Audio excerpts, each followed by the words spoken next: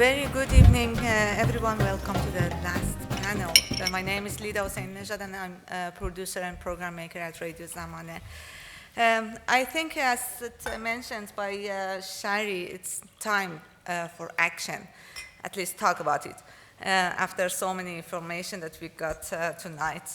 We will have a very interesting issue here to discuss, and that will be social activism.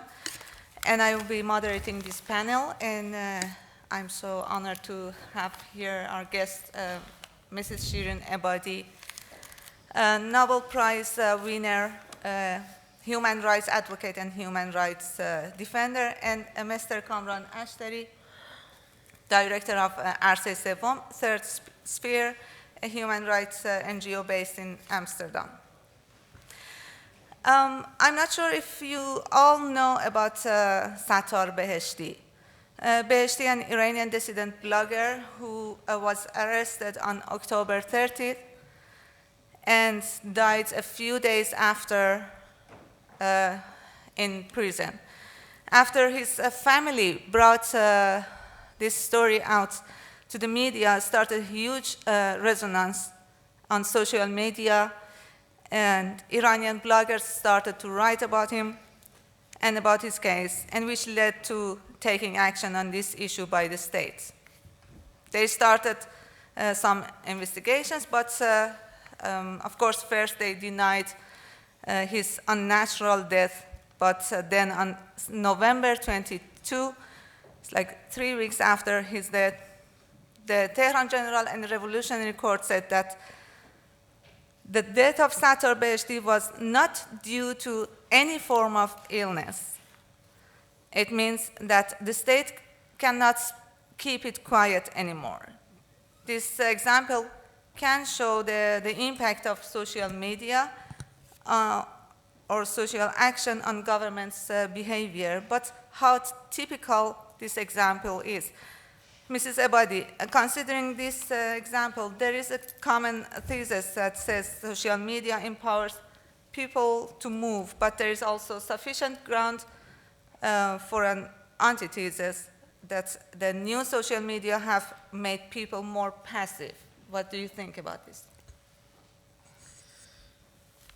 این مسئله بستگی داره به اینکه آیا ما معنای درست و کارکرد صحیح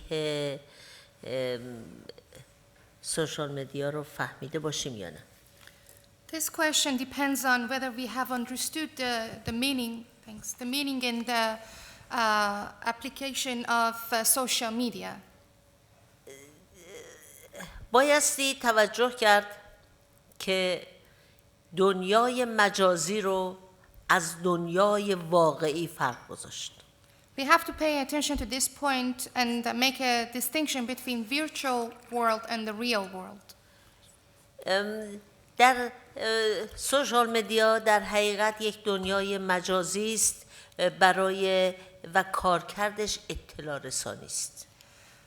Social media, social network is a virtual world, and its function is to pass on information and raise awareness.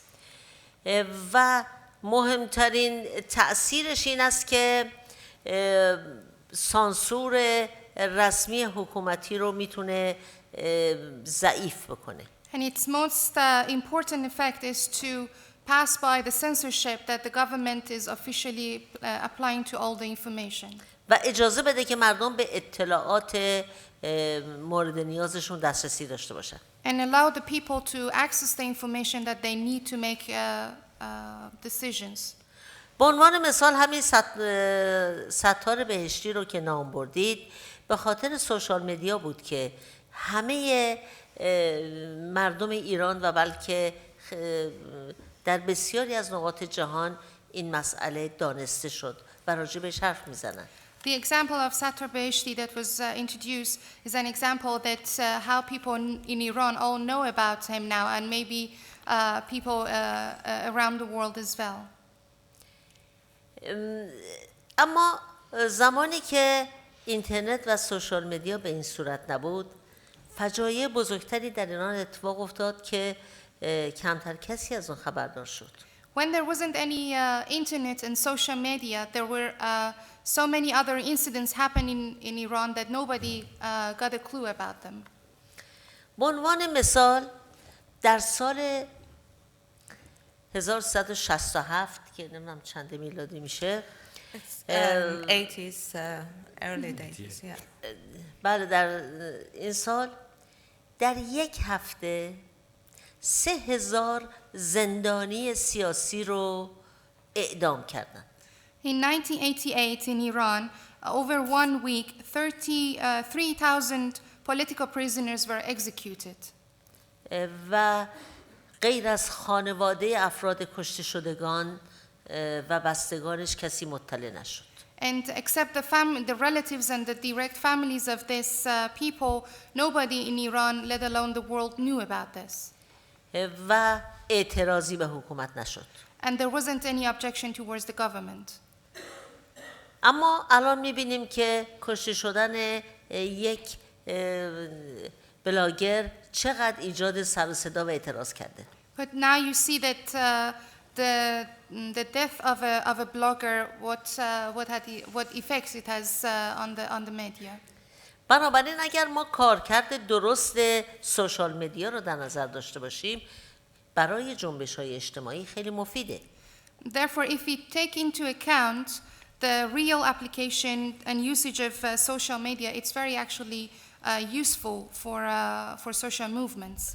چرا من قدر تاکید میکنم که درست روی کلمه درست تاکید میکنم؟ Why do I make so much emphasis on understanding correct usage of social media?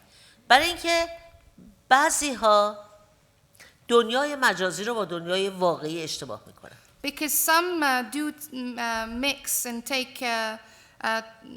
cannot make a distinction between the real world and the virtual world. وقتی که روی فیسبوک یا توییتر یا روی سایت‌های مختلف اعتراض میکنن و کلیک میکنن فکر میکنن که خیلی مبارزه کردن. When on Facebook or Twitter they click on something, people think that they have done a lot for whatever cause they are active for. به عنوان مثال فکر میکنن اگر هی لایک بزنن به این که ما حکومت اسلامی باید سرنگون شود، اگه مثلا 300,000 تا از این لایک ها بزنین حتما سرنگون میشه و این اشتباه. And there is this wrong assumption that if they keep liking statements on Facebook, for instance, if it's about overthrowing the government, this is going to do anything. وقتی که جنبش های اجتماعی دنیای واقعی خودش رو میخواد با اون خیابونه. The social movements need their own real world, and that's the streets. کارکرد واقعی سوشال مدیا این است که به مردم آگاهی بدهد. The real application and usage of the social media is to give awareness and information to the people. و مردم رو آماده جنبش‌های اجتماعی یعنی آمدن به خیابان و دنیای واقعی بکنه. And give the people the energy, the information to come out to the streets for the real movement, real social movement. آنچه که در رسانه‌های غربی به بهار اعراب موسوم شده که البته من با لغت بهار مسئله دارم. Whatever has been associated by the Western media to Arab Spring, which I have difficulties with the term spring. برای اینکه بهار هنوز نیومده و زوده که ما بگوییم بهار. Because the spring hasn't arrived yet and it's too early to use that term for it. این قیام مردمی به خاطر سوشال مدیا بود. This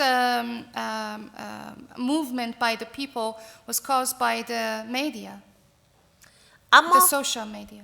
اما اونا فقط توی خونه‌شون نشستن پای صفحه اینترنت و هی اعلامیه بدن.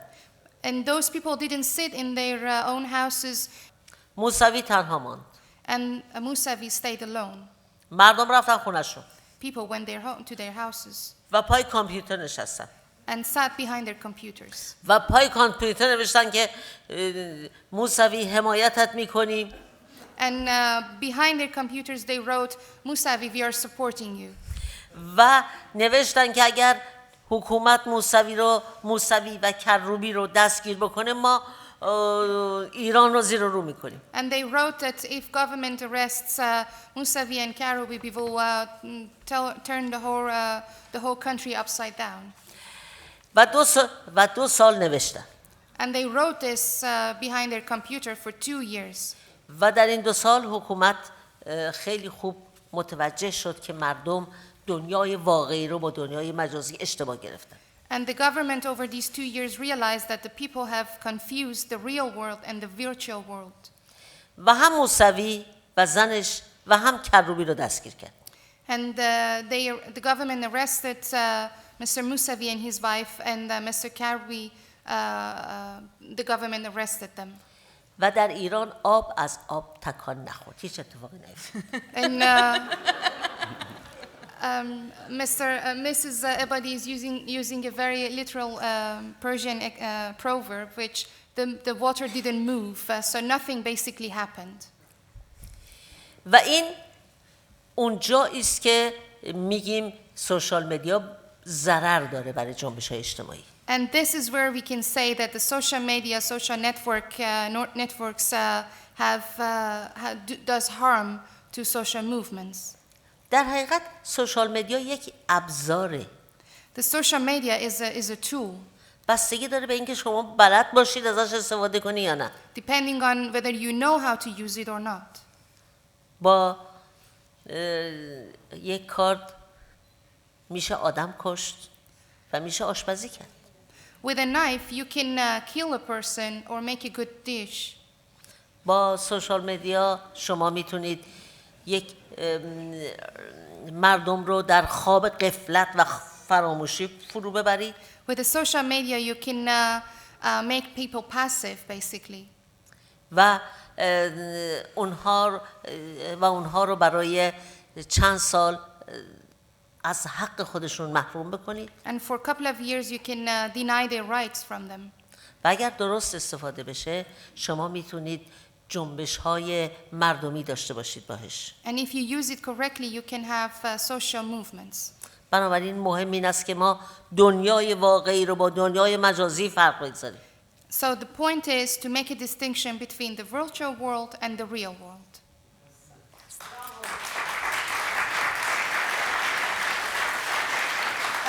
Mr.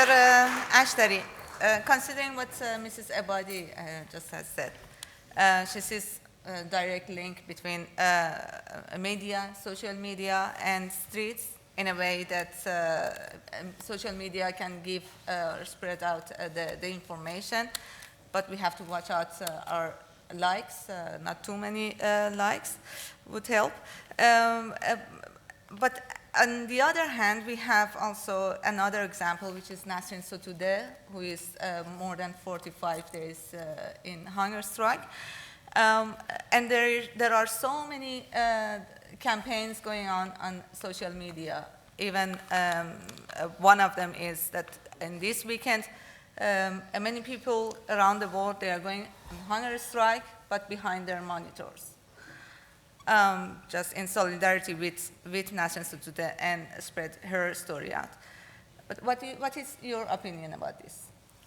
I basically think that if we expect social media to do magic, we may be waiting for it for a long time. Social media has done magic in countries like Philippines. In less than 2 days, they forced the corrupted president out of the power. What social media is doing for Iran is creating a platform for communication. It is creating a conversation. And before any fundamental changes in any society, you need to have this conversation. If we look at the event right after the 2009 election, we see that the social media was very effective tools to get people outside of the street. None of us expect 3 million people to come on the street right after the elections of 2009, exactly on 3 days later. We shouldn't expect social media to do the same thing now, but we have to realize what is the characteristic of social media that we can use to bring the movement. خانم Ebadi perfectly this morning say that things in Iran has to change. Whatever we do outside is important, but if event doesn't take place in Iran itself, we would have a long way to go, and we would have to wait a lot of times. What I see on Facebook is that Iranians, it's true that they sit behind the computers and they like, but they are liking articles about minorities' rights. They are liking articles about Baha'is' rights. They are liking articles about different opinions that we were not used to before the election of 2009. If we are waiting for Facebook to change Iran, we may have to wait a long time. But Facebook is connecting us, is bringing people together. It's up to us to have a very clear strategy to use it as effective tools. It's true that we are sitting in our houses and liking, but we have to remember that right after the election, the Islamic regime cracked down on all kind of opposition. When you are on the corner, you always look for a safe spot. And Facebook, for many of us, has played that role. But if Facebook going to change Iran, I don't think so, because Iran is such a complex country. It's huge. And that's... We will come back to this issue if we have at least time. But Mrs. Ebadi, there are so many actions taken by Iranians all over the world. There are so many campaigns for defending human rights in Iran, which are actually leading by Iranian. But what do you think that European can do to promote freedom in Iran? مهمترین کاری که اروپایی‌ها میکنن این است که معاملات کثیف با حکومت ایران نکنند. The most important thing that the European can do is literally do not do any kind of trade which is, as I quote, is dirty with the government. Dirty deals. Yeah. منظورم از تجارت کثیف تجارتی است که حکومت رو در سرکوب مردم کمک میکنه. And what I mean by dirty deals is that whatever cooperation or deal that help the government to suppress the people. بعد از جون 2009 تعدادی از بهترین ژورنالیست‌های ما به زندان افتادن. After June 2009, lots of good Iranian journalists were imprisoned. یکی از اینها به نام آقای عیسی سحرخیز اعلام کرد که من در جایی پنهان شده بودم و چون موبایل نوکیا داشتم حکومت از روی موبایل نوکیا ردیابی کرد که من کجا هستم و آمد منو دستگیر کرد. One of those reporters who have been arrested is Mr. Isa Saharkis. And he said that he was hiding in a very hidden space, and he had a Nokia mobile phone, and through his phone the government could track him down and arrest him. و این بار مردم پای اینترنت فقط نشستن. And in that round, people didn't sit just behind the computers.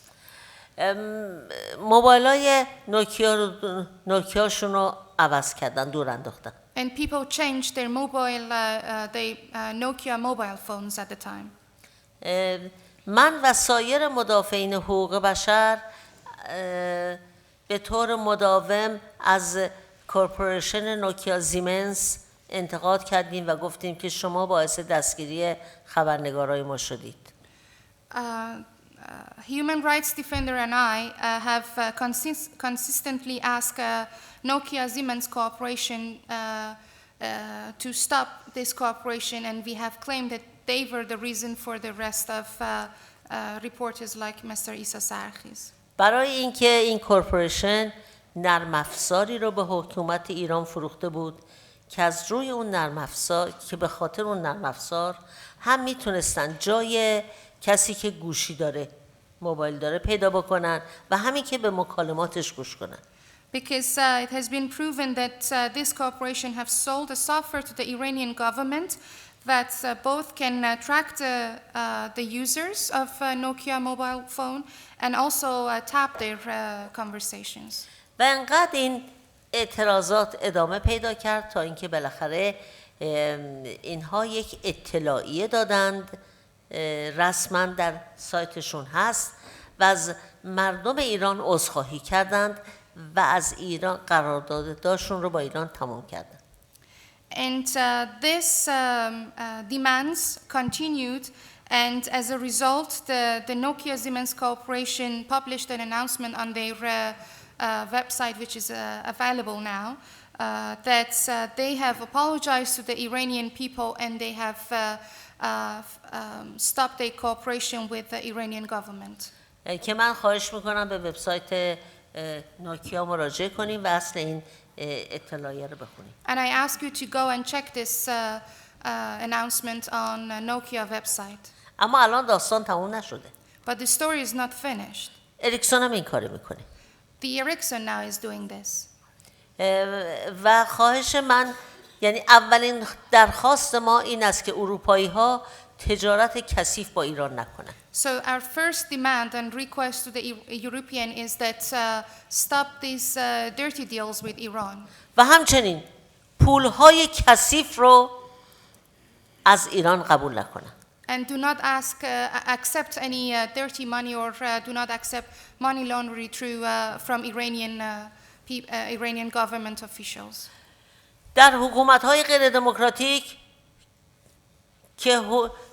که حکومت‌ها دزدی می‌کنند، فکر می‌کنید پولاشون رو کجا میارن قایم می‌کنن؟ In undemocratic countries and governments, where do you think they gather their money? They save their money, sorry. متاسفانه میارن تو اروپا. Unfortunately, they bring it to Europe. وقتی که بازنشسته میشن یا از قدرت برکنار میشن، فکر می‌کنید کجا میرن؟ When they are retired or off the power, where do you think they go? میان توی اروپا و قصر خونه‌های مجلل می‌خرند و راحت زندگی میکنن. They come to Europe, buy big houses like castles and have a very easy life. بچه‌هاشون کجا میفرستن؟ Where do they send their kids? بچه‌هاشون برای تحصیل میفرستن اروپا. They send their kids to Europe. لطفاً دیکتاتورها رو کمک نکنید. Please do not help the dictators. مبارزه برای دموکراسی وظیفه ما ایرانی هاست که در ایران هم خوب داریم انجام میدیم. Defending the human rights and fighting for democracy is Iranians' responsibility, and they are doing it. شما فقط دیکتاتورها رو کمک نکنید. You do not help the dictators. کافی.